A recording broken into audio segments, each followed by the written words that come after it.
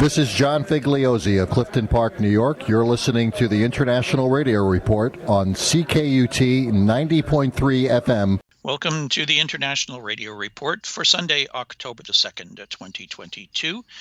We thank you for joining us. My name's Sheldon. I'm here with Jill, and we are ready to provide you with 30 minutes of news and information from the world of radio. Lots of information relating to Hurricane Ian in this edition of today's program. If you'd like to reach us, our email address is radioreport@yahoo.com. We're live streaming and archived at ckut.ca. That is the website of CKUT Radio in Montreal. Our Facebook group has a bunch of new members this week. It is called International Radio Report. We welcome Dennis, Jean-Guy, Carlos, Grant, and Steve, two Steves joining. That brings us up to 844 members. And our YouTube channel, which is also called International Radio Report, you can go and check the latest edition of the program there, or previous editions as well at your leisure. We have hit the 700 subscriber mark to the YouTube channel this week, so we thank all of you for signing up and subscribing to the channel. So those are the ways you can track us down, listen to us live, or listen to us at your convenience.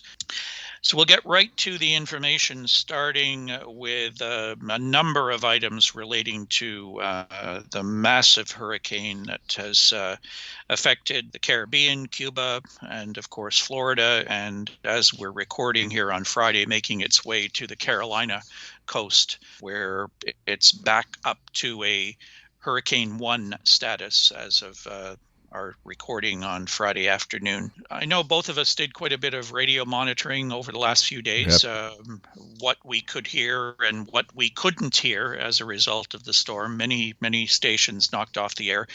Cuba, for example, was in total darkness. The island completely shut down. All of the radio services, including Radio Havana, Cuba, were off the air. I think some may be working their way back on. I know a couple of people were reporting some of the medium wave stations back on. I did hear reports of Radio Havana, Cuba's English language, and many of their Spanish frequencies on shortwave back yesterday. Things eventually getting back to normal there. Where things won't be getting back to normal for a long time is going to be in Florida.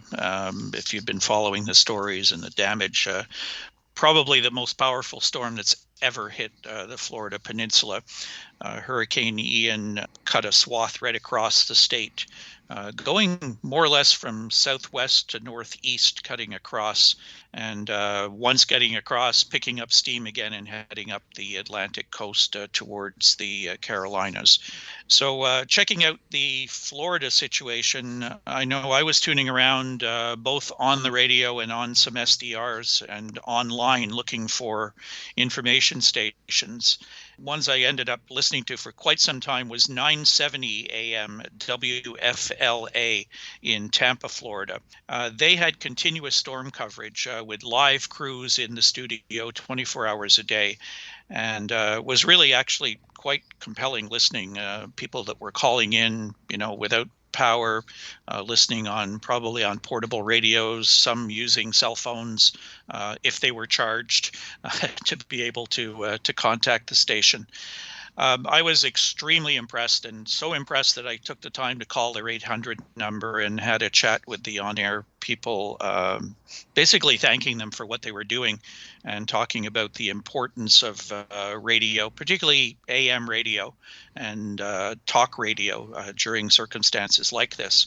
So we have a clip of my conversation with them on the air on 970 AM WFLA. This was recorded on Thursday of this week. So we'll take a listen to that and then come back with a few more comments. Let me go to Sheldon, calling from Montreal. Sheldon, how are you? I'm doing well. Yourself? Well, we're doing good. So what are you doing in Montreal? And we appreciate you listening to us up there. Yeah, well, I'm listening to you online, and I just want to compliment you and your station owners and the whole crew that's working there. You're just doing an incredible job of keeping people informed. I was listening overnight, and I heard a couple people calling in saying that, they had no power, they were cut off. You know, and we're sitting here. I mean, we got beautiful weather and everything's great, and we're watching all of this. And I'm thinking these people that were calling in, no power. There's TV stations, CNN, and MSNBC, the whole gang. They all got this great coverage on television, but people don't have power. They can't watch television. They can't get on the internet. They can't use their phones because their batteries have died. They can't charge their phones. Thank goodness people like you and your radio station are on the air. You know, there's been lots of talk about cutting AM radio stations off, that everybody goes to FM. Well, I bet a lot of the FM stations lost their antennas last night or during that storm. And you guys are there. You're providing a service to people that has to remain. It has to happen, and you guys are doing that. And I just want to thank you and your station owners for keeping this going, informing people. People found little radios, I guess, battery-powered radios to put on. And, you know, I heard some people saying they found you guys last night. You know, they were desperately looking for information. They couldn't get it any other way. Thank you guys for doing what you do. Well, Sheldon, we really do appreciate the call. We thank you for listening online to us. This is what we do. This is what we're here for. We've done it, unfortunately, so many times in recent years, whether it's Hurricane Irma, Hurricane Florence, Hurricane Michael, now obviously this one dealing with Hurricane Ian. It's an honor and a privilege to be able to do this, to provide this service to the community. But you do make a good point. You know, when the power goes out, and we have been very complimentary of the TV stations, local TV stations up and down the coast. But unfortunately, a lot of people can't get that coverage, and so that's why we're here. And again, I go back to what radio is able to do. We're able to take your calls like this and get those firsthand accounts. And that does a number of different things. First of all, it's therapeutic, I think, for a lot of people to call and just talk about what they've been through.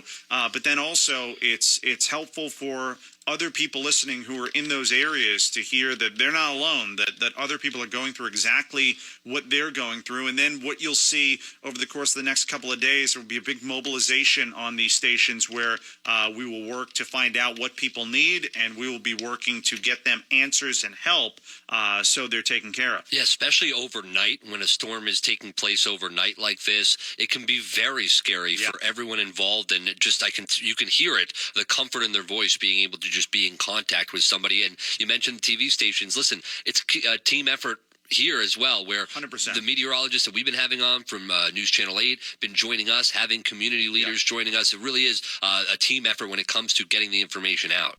I think the announcers were, first off, quite surprised to hear a caller from Montreal and that someone was listening online to them. They were pleased to hear that, you know, and realized how important their service was to people. They went on to talk about that. I thought one line that was quite interesting was them talking about various representatives and politicians and whatever, sort of forgetting about radio and preferring to be interviewed on television and, you know, get their faces on the camera. Well, all of those stations, TV stations that were broadcasting information, how were the people getting that information if they didn't have power? We talked about the importance of radio, that, you know, with just a portable battery operated radio, you could still get vital information. And I think it was really important to stress what a station like WFLA was doing during the hurricane. That was very, very interesting to listen to. There was a follow-up story to this that came out from a publication called The Desk by Matthew Keys, and Mike Terry passed this along in the UK through Glenn Hauser's World of Radio. He said 6 television stations and nearly 24 radio stations were offline after Hurricane Ian brought devastating wind and rain to Florida on Wednesday. The data was released in a report published by the FCC on Thursday, one day after the storm made landfall. The FCC did not identify the broadcast outlets that were knocked off due to the storm, but video footage uploaded to Facebook showed WINK-TV Channel 11 CBS in Fort Myers was inundated with floodwater, which damaged a news studio and several other facilities at the station. Feeds for several other stations, including Fort Myers NBC affiliate WBBH Channel 2, were also not accessible to cable and satellite viewers for much of the day on Wednesday. 6 AM radio stations and 15 FM radio stations were also out of service, said the FCC. Some of the outages appeared to be connected to issues involving Florida's electrical grid. More than 2 million people were without electricity as of Thursday morning, according to information collected from utilities and reports by Blue Fire Studios. Across the state, more than 500,000 cable, landline, phone, and internet customers are currently disconnected from their services, up to just over 25,000 reported on Wednesday. That number was likely to grow as the FCC collected more data. Cell towers were knocked out, so many people, cell phone service was not available. There was also some problems with the shortwave transmitters of WRMI in here. Yeah, lots of people were asking about that, what was happening with Radio Miami International. What was interesting and very weird is Wednesday evening with Radio Havana, Cuba off all its frequencies, and WRMI suddenly all the frequencies just went off at about 02 UTC. Their shortwave bands were very, very quiet suddenly. What's happening with WRMI is, as of our recording on Friday, the electrical power has been restored, but they say that right now they're looking at what looks like extensive damage in the transmitter site, and they need to have the engineering teams go through all of the antenna farms, the feed lines, and everything before they can think about turning back the transmitters on. Now, as the storm left Florida, it headed to the Atlantic and started picking up steam again. As we mentioned, as we're recording, it's a Category 1 hurricane with high winds and heavy rains heading up the Atlantic coast, mainly targeting landfall in the Carolinas. Again, I went to online services to look for radio services that may be doing similar coverage to what WFLA was doing in Florida, and managed to find that most of the news talk radio stations in the Carolinas were talking politics today. Yeah. No mentions of the storm. I only found one station online which you can stream. It's WSCC, Whiskey Sierra Charlie Charlie, 94.3 FM, covering the Charleston area. And they are doing a wall-to-wall coverage of the storm as it approaches the Carolinas. And finally, I guess the Hurricane WatchNet is continuing to operate on HF, 14325 upper sideband and 7268 kilohertz lower sideband. So there's a radio tower that collapsed in Puerto Rico, and this is by Paul McLean, Radio World. While Ian was threatening Florida, broadcasters in Puerto Rico continued to cope with the aftermath of Fiona. As of Tuesday midday, 9 days after the storm passed, 2 FM and 1 AM stations were still listed as off the air in the FCC's Disaster Information Reporting System. The FCC's Media Bureau has granted special temporary authority to FM station WUKQ in Mayagüez, whose tower in Monte del Estado collapsed because of Fiona, taking the station off the air. WUKQ is a designated state relay station for EAS, the emergency system. It received permission to originate programming from an existing booster antenna that serves Ponce. The LP1 station in the area remains on the air, according to the STA application. The FCC has also extended the 2022 regulatory fee deadline for affected areas of Puerto Rico and the U.S. Virgin Islands to the night of September 30th. And the Wireless Telecommunications Bureau granted the American Radio Relay League a temporary waiver to permit amateur data transmissions at a higher baud rate than normal for operators involved in emergency and relief communications related to Ian and Fiona. Now, all these stories relate and tie into the importance of radio.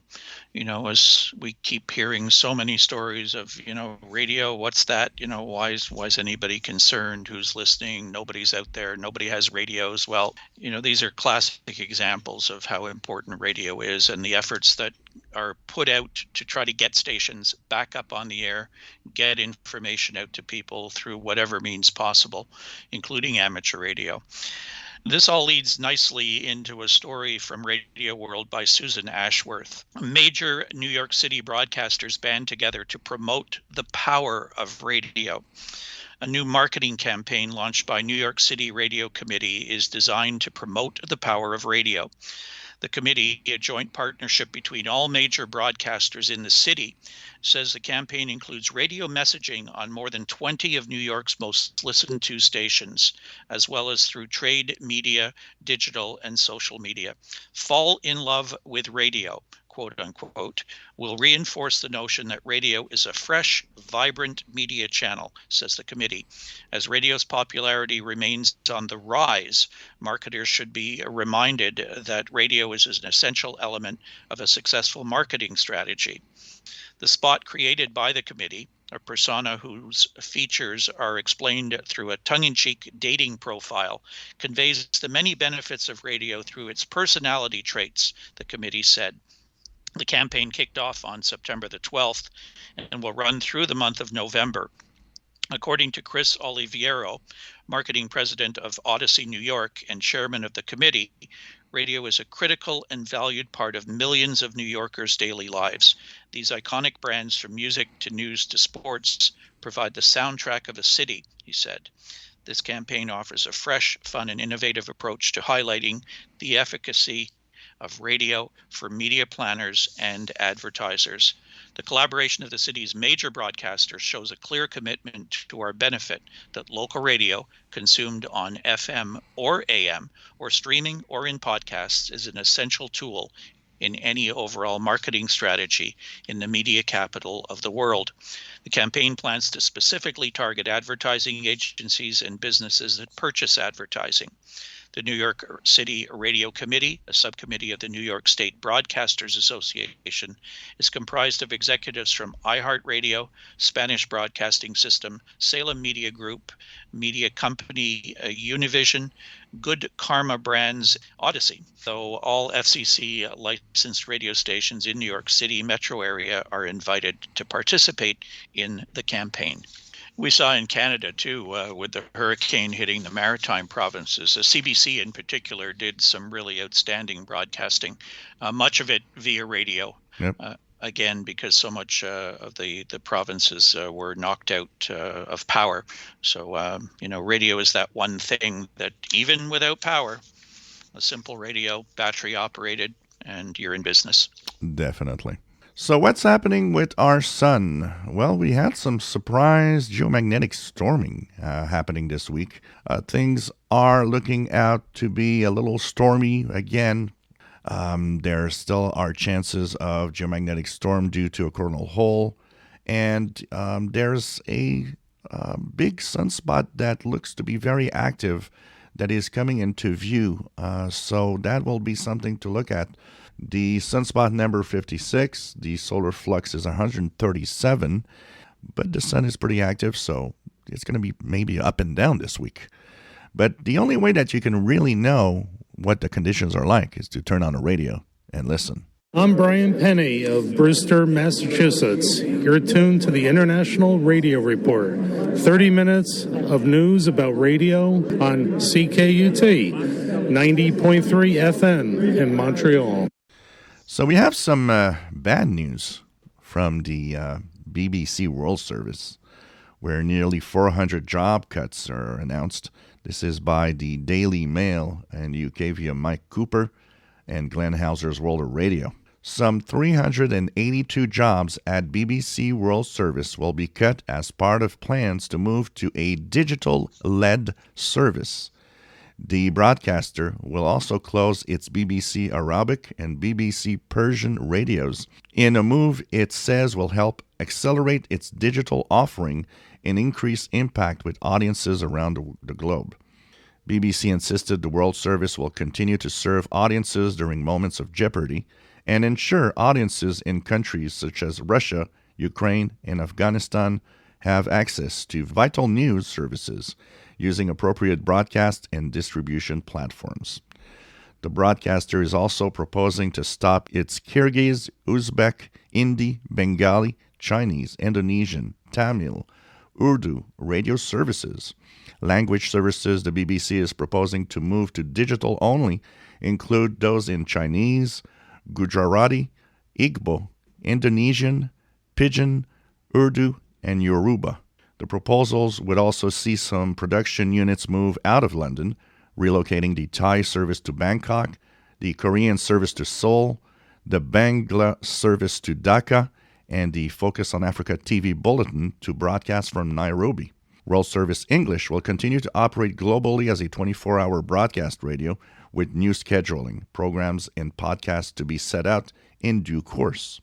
While we recognize the BBC must adapt to meet the challenges of a changing media landscape, once again, it is workers who are hit by the government's poorly judged political decisions. Its freezing of the license fee and the resulting funding challenges has necessitated the proposals, she said. So this is sad because it's cutting one of the major broadcasters from possibly a lot of listeners. Yeah, there are people online, but especially when you look at the languages that are affected, there's a lot of people in those affected countries and areas that radio is probably their most important way of getting news and information. Yeah, so many of those language services, you think of the countries that are going to be hit by this, where high-speed internet access is just not available in many small towns and villages.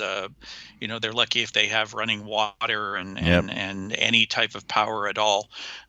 Portable radios, solar-powered wind-up radios, battery-operated radios are vital pieces of equipment in some of these areas. I don't know. This is a dramatic decision. It's going to have major impact in a lot of places around the world. I hate it when, the broadcasting is always referred to as an amount of money that you have to spend to give out news, which is sad. It's obvious it's that the problem with money is stretching probably their budget to a point where they just have no more choice, and they go for what actually doesn't cost much, which is streaming on the internet compared to broadcasting. Yeah, you just wonder, though, the bang for the buck. How many people will go that route? Yeah. We've seen it here in Canada, where we know that, many people that used to love to listen to Radio Canada International just don't listen anymore because it is only available online. Yeah. The same thing is going to be happening in many, many parts of the world because of this decision. At least it looks like the 24-hour-a-day English service of the World Service will continue. So at least people who can understand English around the planet may be able to listen to those broadcasts.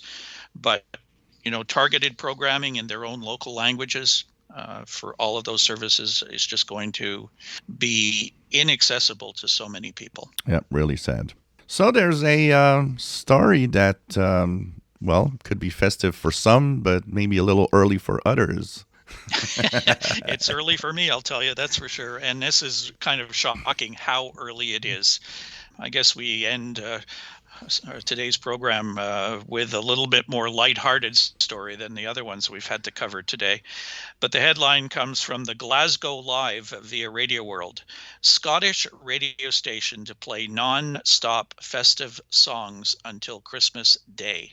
There's less than 100 days to go until Christmas, and soon people will be singing all the classic carols once more, as well as stocking up on sweet treats, of course. Although Halloween is just a month away, people are already turning their sights to the festive season instead, with one radio station set to play songs a little earlier than expected. If you want to get into the spirit of Christmas, Xmas are set to plan non-stop hits every single day up to the big day, which is Christmas Day. The station, according to the Daily Record, are switching on earlier than previous years, meaning people can now listen to the radio station with the likes of Wham, Slade, Mariah Carey, Chris Rea, and the Pogues, all belting out the lyrics to the tunes we love from Last Christmas, All I Want for Christmas Is You, and Driving Home for Christmas.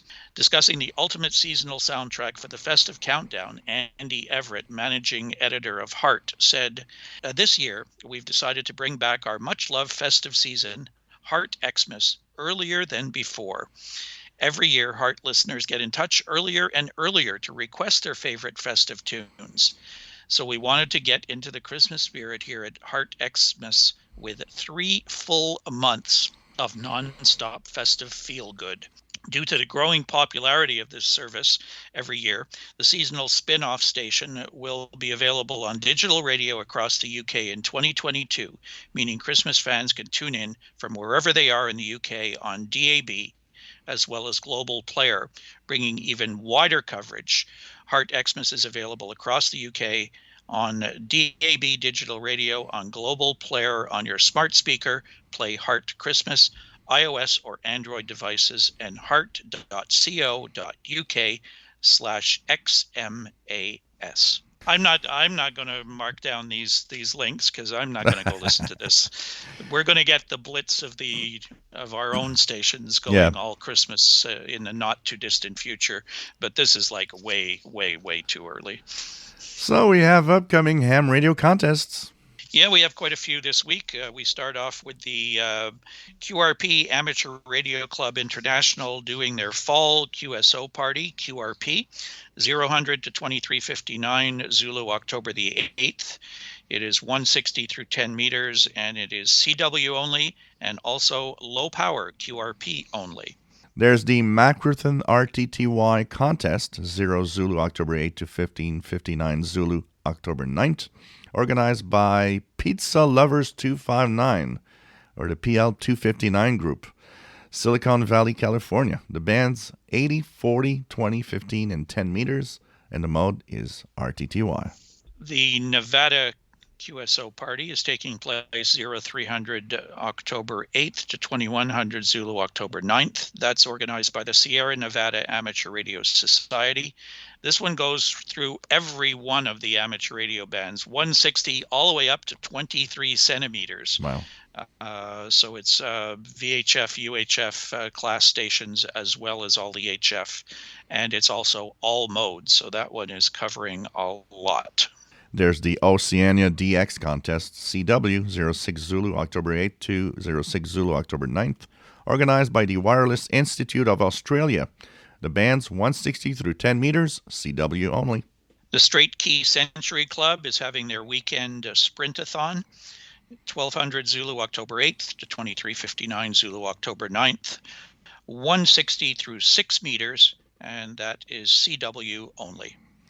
There's the Arizona QSO Party, 1500 Zulu, October 8th to 05 Zulu, October 9th, organized by the Amateur Radio Council of Arizona.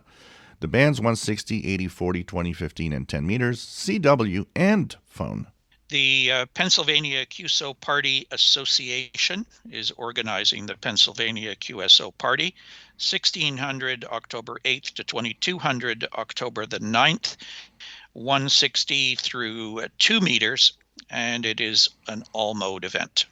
And finally, the South Dakota QSO Party, 1800 Zulu, October 8th, 1800 Zulu, October 9th, organized by the Prairie Dog Amateur Radio Club, and that's 160 through 70 centimeters, so HF up to the UHF range, phone, CW, and digital.